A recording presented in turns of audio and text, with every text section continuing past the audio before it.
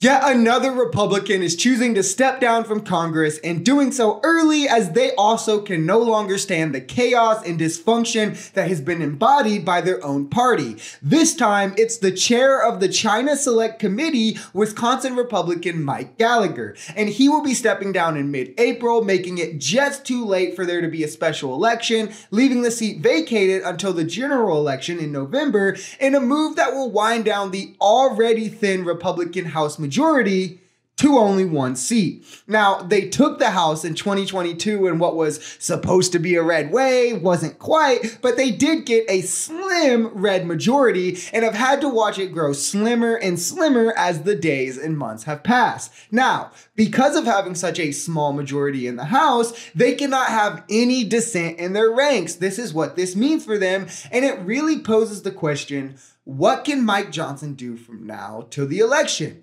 Because they've barely done anything so far. Since taking the majority, the House has been an absolute disaster, unmitigated. They went from, before 2022, passing bipartisan legislation like the infrastructure bill or the gun safety bill or even other major legislations that we've named numerous times, to now, with the Republican majority only focusing on hyper-partisan Republican ass when they only had a slim majority in one part of Congress, so not nearly enough to be throwing weight around like the way they were trying to, and thus getting none of them passed into law, failing impeachment after impeachment, but refusing to give it up, wasting those taxpayer dollars, and blocking bills in the name of Trump. And throughout all of this, we've seen multiple Republicans not agree with this or not agree with that, or just overall think the way it's being ran is ran into the ground. And that is a large reason we've seen Ken Buck step down. It's a large reason that Mike Gallagher now is stepping down early, and even more so now than before,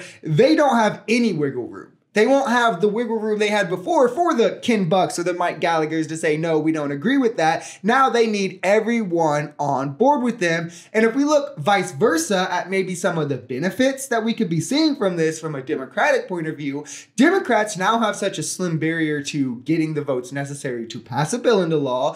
This could be something that takes power from MAGA, as they could just go and find some of the more sane Republicans, some of the people who are still willing to play ball across the aisle, and then all of a sudden, they now have the votes to pass something without MAGA. So it'll be interesting to see the role that Mike Johnson wants to fill. Does he double down as the bill blocker because of this and doesn't let anything come to vote because of the fear, obviously, it could get pretty bad for Republicans pretty quick, especially in terms of optics? Or does he then try to jump the front and start playing ball and giving up his no negotiation stick that he's ran with since becoming the House Speaker and playing ball with both moderates and Democrats as well? This comes off the back, again, as I mentioned earlier, the failed red wave. Remember, in 2022, they were supposed to overtake the House. Trump was handpicking candidates to make this happen, and they failed so drastically.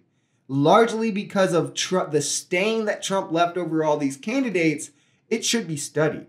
And you have to think, how many people said Trump is going to ruin the Republican Party? How he's going to be the thing that destroys it. And the right would consistently say, no way, we've got checks and balances, he'll conform, etc., whatever the excuse was. But look at it now. The split down the middle of the Republican Party where people are lifelong Republicans are leaving. The Ken Bucks are leaving. The moderates are saying we cannot work with MAGA. These people are within the same side. These are lifetime members, ex-Trump aides, saying we can't even be Republicans anymore. Haley voters, Nikki Haley, a lifetime Republican, her voters saying we can't vote for Trump. We have to vote RFK or vote Biden. He has, from within, destroyed the Republican Party and risen from the ashes a smaller faction that is built off the back of hatred, racism, and vitriol. If you enjoyed this video, we're Social Society. We're a commentary channel influenced by politics, society, and the economy. We are pretty left-leaning on this channel, but we're open to our right-wingers as well. The biggest thing here is having conversations that get everyone to the bottom of the truth.